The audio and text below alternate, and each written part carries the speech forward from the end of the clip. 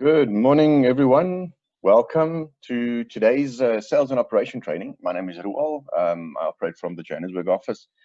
Today, we're going to go through the Hiikvision MinMoe face recognition terminal series. I think maybe if you've joined some of our previous webinars earlier through lockdown and so forth, you would be aware of these units, but we're going to do a recap anyway today for those of you that maybe missed it. Yeah, welcome. All right, so let's quickly have a look and see what these terminals can offer you. All right, so first of all, we're going to look at the product overview. Then we're going to look at some highlights and some possible application settings for you. All right, so I think this screen is also, well known to most people, but let's just quickly have a look at the MinMoe range that we have for this. So if we look at the K1T671 series, so the 671 series comes in two different models. The one with biometrics and the other one without biometrics. It's up to you. And there's obviously also a rain shield for outdoor usage. This unit is IP65, but it's recommended to put the rain shield just to get droplets and those kind of things from rain off of the two little lenses on the camera there to make sure we get proper recognition on people's faces, etc.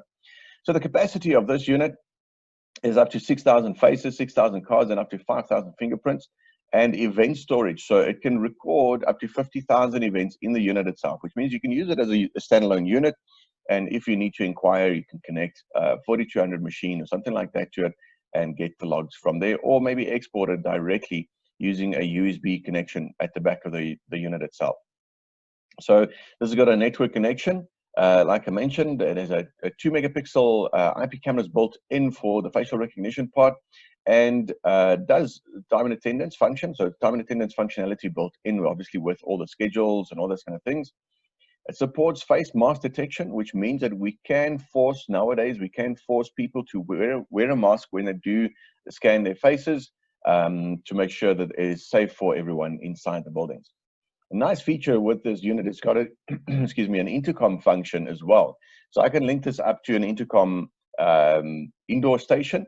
And then if a person maybe does not have facial recognition access to the premises, they can call the control room, and the control room can then obviously have a two-way audio conversation with them and possibly open the door if need be. Connect functionality built in there as well as a web configuration. So web browser opening up, and then you can do the configuration via the web browser. You can also use a 7-inch touch screen to do the configuration right on the unit itself. If we look at the 341A, which is like a cheaper version, a more economical version of that unit there, it's smaller, so you can see a 4.3 inch. This is slightly larger than a cell phone, just to give you an idea of the physical size. 1,500 faces, 1,500 cards, and 1,500 fingerprints is optional, because you can get the two options here, one with biometric, as you can see over there, and one without the biometric on that side there. So it depends on what you prefer, what you need on your site. So we will have both options there. But this is a more economical unit, but I think 1,500 faces, 1,500 people in a building is more than enough, and it's more than capable of handling that. Again, intercom functionality built into the unit itself, so that, again, if a person's face is not registered on the system, they can contact the control room or maybe the receptionist or something like that to remotely open the door for them. Connect functionality as well as web configuration. So you can see this is literally a smaller version of that guy over there. All right, so smaller and more economical depending on the capacities and those kind of things that you require. If we look at the K1T642, is also a new model that we have. It's much smaller than the other ones there, but the capacities are quite big. So 6,000 faces, 10,000 cards, 5,000 fingerprints. It's optional, again, because you get the unit with biometric. You can see on the right-hand side there, one without biometric on the side over here. Okay, and virtually the rest of the functions are the same. Intercom function, Connect, web configuration, but this unit is indoor use only. Right, so this one cannot go outside. Then if we look at the right-hand side, we've got the swing gate barrier units. This is normally bundled with swing gate barriers. So it does face recognition for them, 7-inch touchscreen, 2 megapixel wide angle dual lens camera. And the dual lens you'll see just now, you'll see on all of these units, dual lenses for anti-spoofing, but I'm going to explain that a little bit later. 20,000 faces, 100,000 event storage on the unit itself. Now, the nice thing about this is you don't have to use it with our swing gate barriers. You can, it's optimized for that. But if you already have turnstiles or other swing gate barriers built in, then you can use the outputs directly from the unit to trigger those, or even use a Wiegand output to connect this to a third-party controller, access control controller, to upgrade that current system, whatever that third-party system is, to a facial recognition system. And that's where this one comes in very handy. All right, and then if we look at the next two versions, these units have got temperature screening built in, so you can temperature screening over there. This guy's got a little thermal camera built in there, and this one over here, thermal camera there for the temperature screening for people's skin surface temperatures to make sure they don't have any fevers and things like that. So optimized for human body temperature between 30 and 45. That's the range that it's going to do the temperature screening of. And then it's accurate up to 0.5 degrees if you don't have the black body calibrator in the system. If you do have the black body calibrator in the system, then it goes down to 0.3 degrees plus or minus. So quite accurate on this. Face mask recognition on both again, and the capacities are slightly different between the two over here. So 50,000 faces, 50,000 M1 cards. So you can use your existing access control M1 cards if you want to. The same goes over here, M1 cards and faces, but 6,000 capacity for this unit here. The nice thing about this, for temperature screening, to keep your people safe, also you don't have to have a person there to scan people's temperatures. You can do the temperature screening with this unit, and up to 2 meters recognition distance away from the unit itself, and this one up to 1.8 meters. So again, you'll keep people safe from each other and not having to touch stuff. Right, the different brackets it comes with. This is your typical desktop bracket. So if you have a reception desk or something like that, and you need to scan everybody coming in, this is a nice unit where you can mount this to the desktop bracket. Otherwise, you're going to have a separate pole bracket. And then the third option is obviously the wall mounting feature that it's got. All right, so that's a quick recap of the different products that we have in the MinMoe series. Now let's quickly have a look at the different specs of them. All right, so the 671 is the higher end, then we look at the 642, and then the 341 being the more economical version. So 7 inches, 4.3 and 4.3 over there. The CPU, it says here high, medium, and medium, which means this one will process slightly faster than the other two there. Recognition distance 0.3 to 3 meters, and this one all down to 0.3 to 1.5 meters there. The capacities we've already spoken of, as well as the M1 cards and the fingerprints. Wi-Fi, this is an optional one, although I don't think we have this one in SA yet, but we do have a Wi-Fi option for this 671 series. It's optional completely on this guy over here and not available on that one, so you're going to have to run a cable for that. Mask detection supported by all of them. IP65 for this guy and that guy, but as I mentioned before on the previous slide, this is an indoor unit, the 642. Customization, we do support customization for integration into third-party systems. So if you're looking for an integration into a system that maybe does not have face recognition, this is the guy to go with. So you can integrate this into your current system. All right. Now, this guy, let's just quickly recap on the functionality. Time and attendance function, as we mentioned before. Check in, check out, break in and out, overtime in and out. And that's what we need for time and attendance there. So we can set up different criteria and different schedules per person. All right, capacity from 5,000 to 20,000, depending on which particular model you take. But anything from 5,000 up to 20,000 faces can be stored on this unit. Deep learning algorithm is built in there for facial recognition purposes and make the facial recognition much more accurate and faster. Video intercom functionality, outdoor usage, but like I mentioned, I would recommend the rain shield just to keep the lenses clean. So those two lenses that we can see on top there, that is for the facial recognition. We use a dual lens technology, 3D modeling, to get face depths and those kind of things. 7-inch touchscreen, which means that we can configure the unit on the screen itself. 2-megapixel wide dynamic range camera, which means that we can have quite bad lighting from the back and still be able to recognize faces properly using the wide dynamic range or WDR function. Standard Wiegand functionality, so that this can be incorporated into a third-party access control system. So that you can upgrade those systems to a facial recognition access control system. And then face recognition in less than 0.2 seconds. These guys are quite quick because of the high-end CPU they've got built in. All right, these are the brackets that I mentioned before. So the rain shield there, the floor standing bracket, and then the biometric unit is optional. So you can upgrade the unit, you can go for that and upgrade it later with this particular unit over there. All right, so face anti-spoofing, which we're gonna talk about a little bit later again.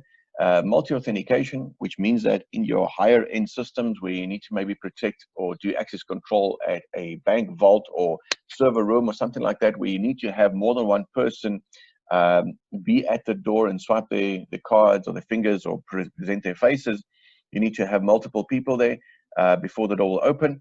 We do have those functions in as well. We mentioned the performance part. The convenience, we said, we spoke about the Heat Connect functionality it's got built in. Overcome darkness with the built-in illumination on top of the unit itself. So if it's quite dark, we do have illumination there to illuminate the faces for better facial recognition.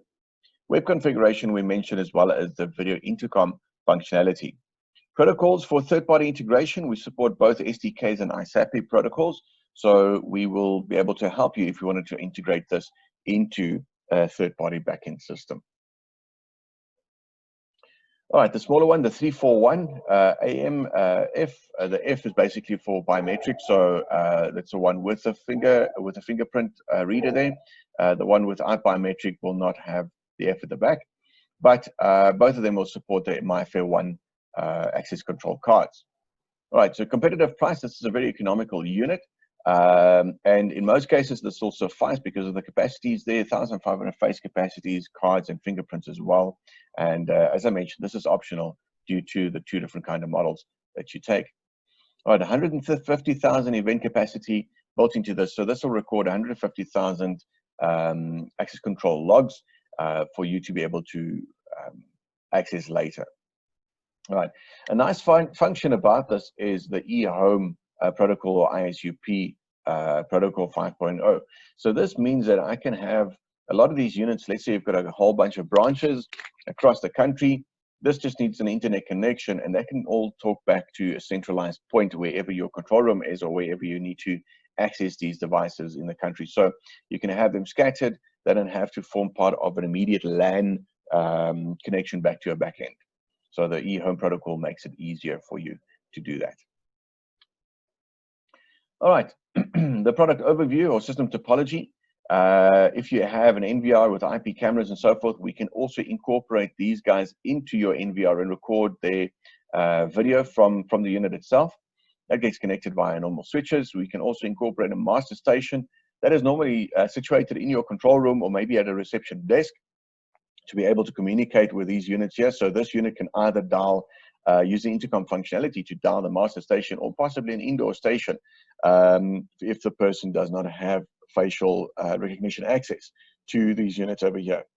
This and then talk back to your IVMS products, so either IVMS 4200 or your HIC Central, and this can then control your lock. So it's a completely standalone door controller, and then we can make it more secure by using an RS485 secure module option, which means that this guy will get an RS485 signal from the unit, because that's normally outside your door.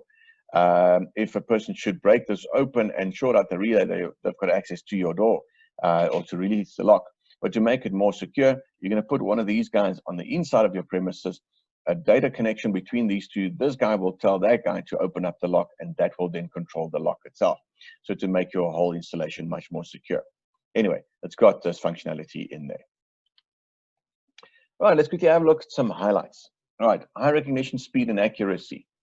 All right, so for the MinMoe face recognition terminals, 0.2 seconds or less for facial recognition, which means that we will not create any bottlenecks and so on.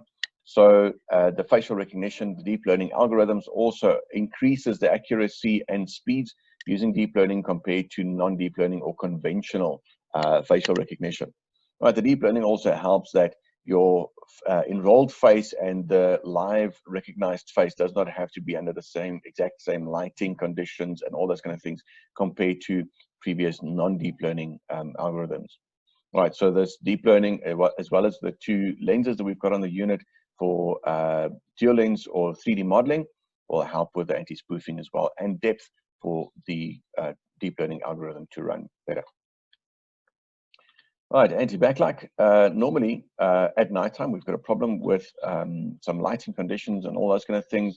And also, if you possibly have a door or bright lights at the back, the WDR functionality built into the MinMoe units will help a lot with that.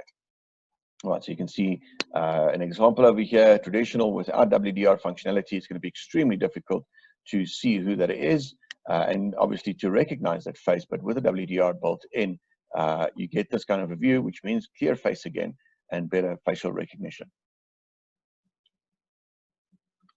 All right, the low light situations. So normally at nighttime, I started to mention this in the previous slide, but low lights, normally at nighttime, you don't have a lot of light available. So that is normally a problem. If there's not a lot of light, it's normally a problem. Authenticated. The face, which means we get perfect illumination on the face itself for facial recognition. And again, you saw on the video, as soon as a person walks up to the unit to recognize them, just to prove the facial recognition ratio, speed that we do it at under 0.2 seconds. All right, so IR light compensation built in. You can see the red LEDs over there. So built into the unit for good facial illumination. Counterfeit prevention. Now, this is normally a problem if a person should bring up a printed, a photo or something like that of a face that's registered on the system. They could possibly gain access to your premises, but we needed to work on that, and that's why we've incorporated a dual lens solution so that we get depth as well. So dual cameras with well-trained deep learning algorithm combine face data from 2 different sources and determines if it's a real person or not, because a real person will obviously have depth. If you look at nose, mouth, eyes, ears, those kind of things. So I'm going to show you a video. This lady is holding up a picture of somebody else, and the unit does not recognize that person. All right. So the whole point of that is to make sure that we are dealing with real people and not a picture of some sorts. Remote control on the mobile app. All right, so we've got the HeatConnect app that you can have these units incorporated into as well. So you can see the live video from the terminals. You do have remote access control, so you can open up doors and those kind of things if you'd like, and also draw event logs from the unit directly into your mobile app.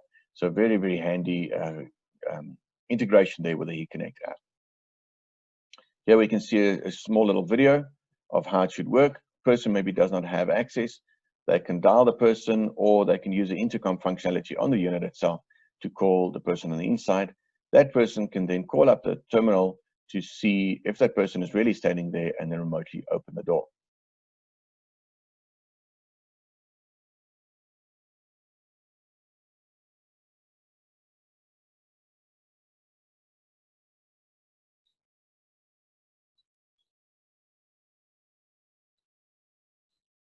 Door is opened and that person can then come in.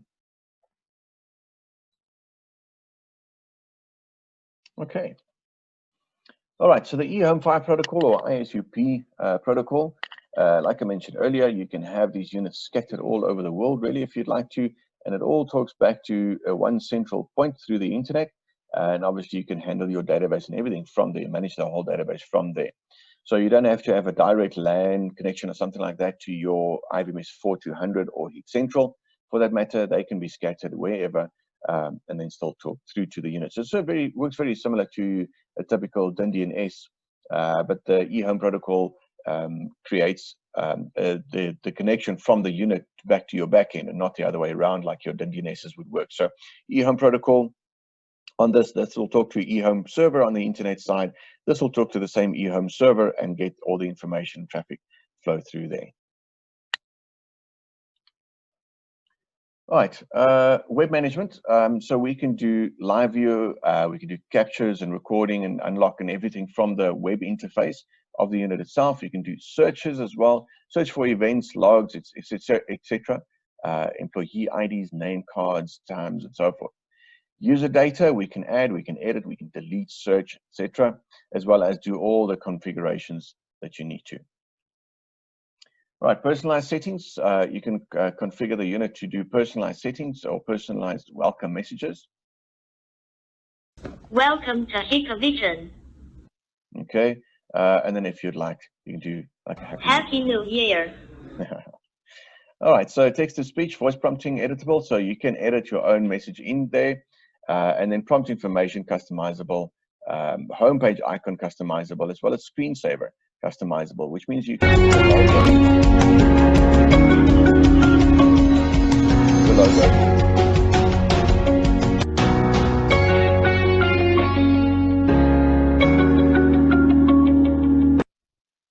Possibly use it for advertising your product, etc., etc. All right, the ISAPI protocol. So we can use the ISAPI protocol for our MinMoe terminal range, not just these two, but the rest of them as well, to integrate with a third-party backend software. So it makes it easier for you to integrate if you already have an existing access control system, possibly a payroll system, or something like that. You can integrate these units to talk to your time and attendance, talk to your payroll, and do your payroll from there. So except for the SDK, we can use the 341 AMF integrated with third-party software via the ISAPI protocols. Some of our other units supports both SDK and ISAPI, but this one for now, ISAPI only. All right, standalone unit. So we've got a standalone unit available, like I mentioned earlier. So this could be standalone completely, doesn't have to form part of a larger system. So you don't have to have an online system. You don't have to run IVMS 4200 or Hiikcentral permanently. You can just have this one unit. Maybe you only have one door or something like that you want to protect. So you can extend it to a card reader on the inside of the door. This will sit on the outside. Control your locks and exit buttons and all those kind of things. As I mentioned before, you can upgrade the unit with a secure module, as well as emergency brake class units that'll release the door. And if you want to, you can use the free 4200 software. But it's a complete standalone unit, which means that you don't have to run an online system. You don't have to run the software all the time. All right, time and attendance. Time and attendance is available in the unit itself. So we've got time and attendance from this unit into our backend softwares, both Hiikcentral as well as IVMS 4200 is available there. But if you're already running a time and attendance system or possibly payroll, you can also integrate it into that there. There are some integrations that's already been done into payroll systems, direct connections, so you can see the Jerison systems, the Jerison time already integrated into this unit. There's also a few others that we haven't mentioned here yet, but already integrated into some payroll systems. So if you already have that backend, you might as well just upgrade your front door or check-in, check-out, all those kind of things to make sure people are getting paid for the hours they put in. All right, so highlights when it comes to time and attendance and payroll. So normally background server that's needed for that automatically generate data only need a Hiikvision software service running. So this is for your 4200 or Hiikcentral. And then the typically what Jerison Time has done is they get all the real-time logs and everything from our backend software. So you can either choose to use the 4200, the free software for that, or if you already have a Hiikcentral solution, you can also use that to integrate into your payroll system. So you get all your logs and everything from the backend software. All right, community intercom solution. Over here for intercommunication, so you've got indoor station can intercommunicate to each other. So if you have multiple indoor stations like this guy over here, you have intercommunication. This unit here, because the indoor intercom functionality, can call any one of these units.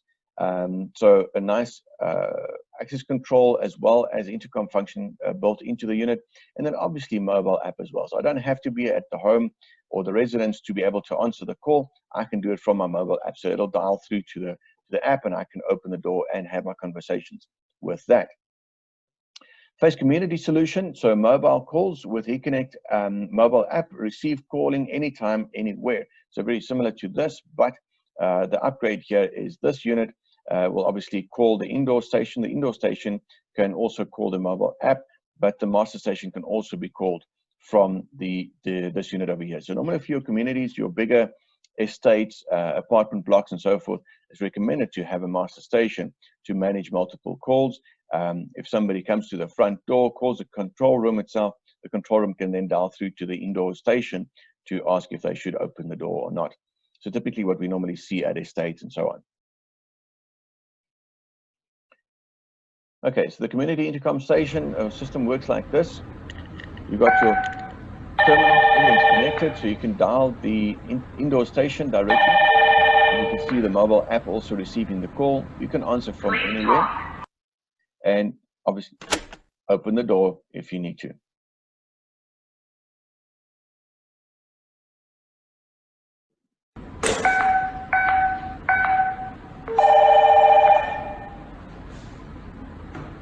Please talk.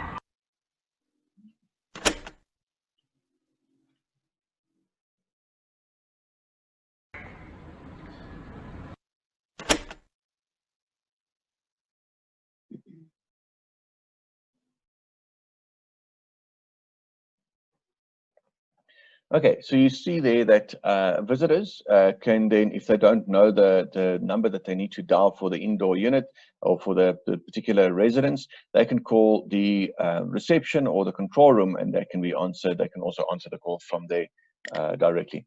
So multiple different options that you can use this with. All right. Solving pain points and achieving the requirements. So conveniency, no need to use any cards. So again, we need to get away from cards and biometrics and those kind of things for now, not to spread COVID. We do facial recognition purely on the, time and attendance, we can do purely on facial recognition. We don't need to combine it with a card and all the things, and meaning that it's facial recognition, we don't have to touch anything. Data analysis allows operators to review and investigate events quickly and efficiently. The goals of promoting business and making more profit can be realized through that. And dual authentication. So dual authentication, a nice feature there is that we can do number plate recognition. So we can combine it with an NPR camera. So the number plate and the face at the facial terminal should match before we open the door. So you can make double sure that the person inside the car is linked to that actual car and that both of them are allowed. All right, so the facial recognition terminal, this is what I just mentioned with the NPR camera.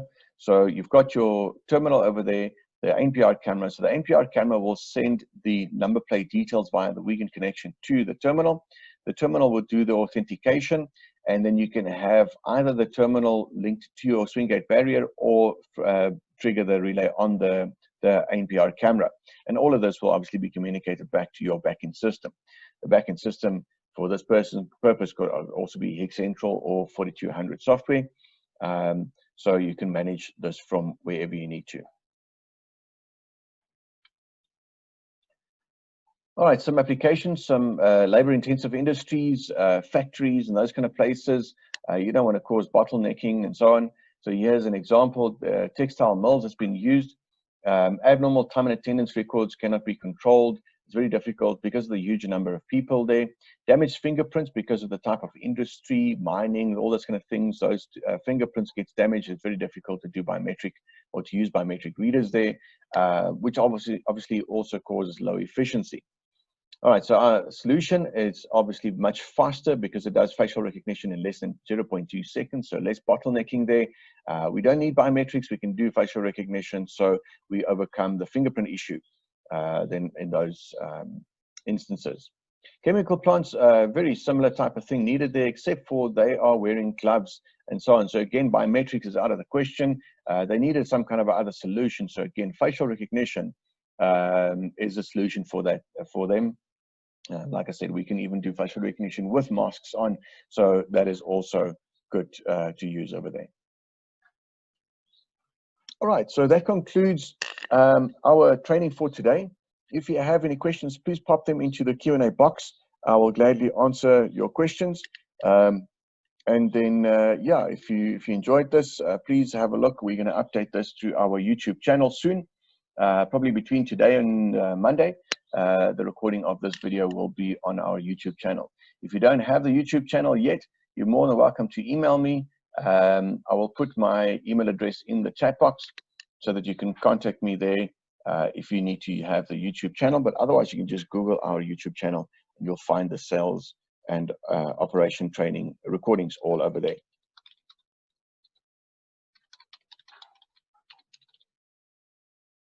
All right, there's my email in the chat box, so you can grab it from there. If you don't know the YouTube channel yet, where it is, you don't have a bookmark yet, please send me an email so that I can then forward you the details for that. I hope you enjoyed it. Thank you very much for joining us in this this very last actual sales and operation training for this quarter. Next week, Friday, I think a lot of people will take leave and so on, because Thursday is a public holiday. So I don't think, well, we'll definitely not have one next week. But we will soon start with a schedule. We'll send out a new schedule for the next quarter, which starts in October. And we're going to make this a very regular thing every Friday morning, again, same time, same place. I hope you enjoyed it. Thank you very much for joining, and I hope you have a lekker weekend.